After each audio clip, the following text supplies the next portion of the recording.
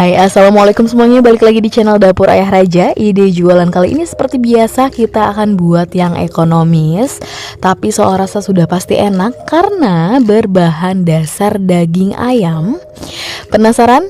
Yuk tonton terus videonya. Tapi sebelumnya bantu dulu channel kami makin berkembang dengan cara subscribe, like, komen, dan share, biar kita makin semangat bikin video-video berikutnya.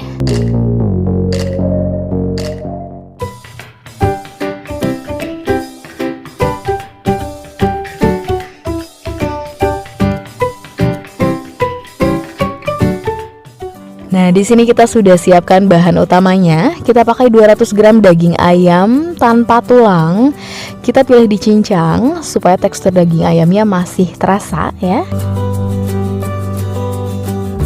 Kemudian kita campurkan dengan 220 gram tepung tapioka, 50 gram tepung terigu. Kemudian kita tambahkan irisan daun bawang, kita pakai 1 batang atau secukupnya. Lalu untuk bumbunya kita tambahkan 3 siung bawang putih yang sudah dihaluskan. Kemudian setengah sendok teh garam, setengah sendok teh micin,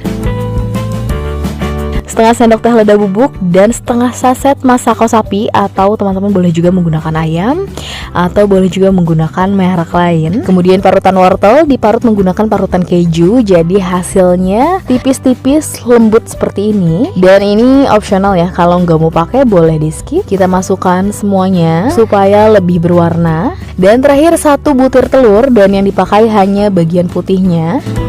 Kemudian kita aduk.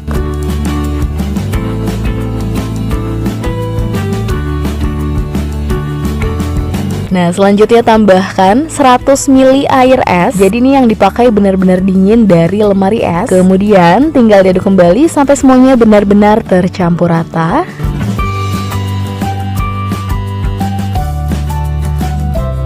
Nah, adonan ciloknya sudah jadi, hasilnya padat seperti ini. Selanjutnya di sini kita sudah panaskan, sudah didihkan air. Ini sudah mendidih ya. Jadi selanjutnya kita kecilkan api, benar-benar di posisi api paling kecil. Dan selanjutnya langsung kita cetak ya. Kita bentuk cilok kriwilnya. Caranya juga gampang banget, cukup pakai 2 garpu seperti ini. Kita ambil kecil-kecil aja atau bisa disesuaikan kembali dengan harga yang nanti akan teman-teman jual. Dan untuk bentuknya juga tidak perlu terlalu simetris, jadi cukup seperti ini. Yang penting tekstur kriwilnya lebih terlihat ya.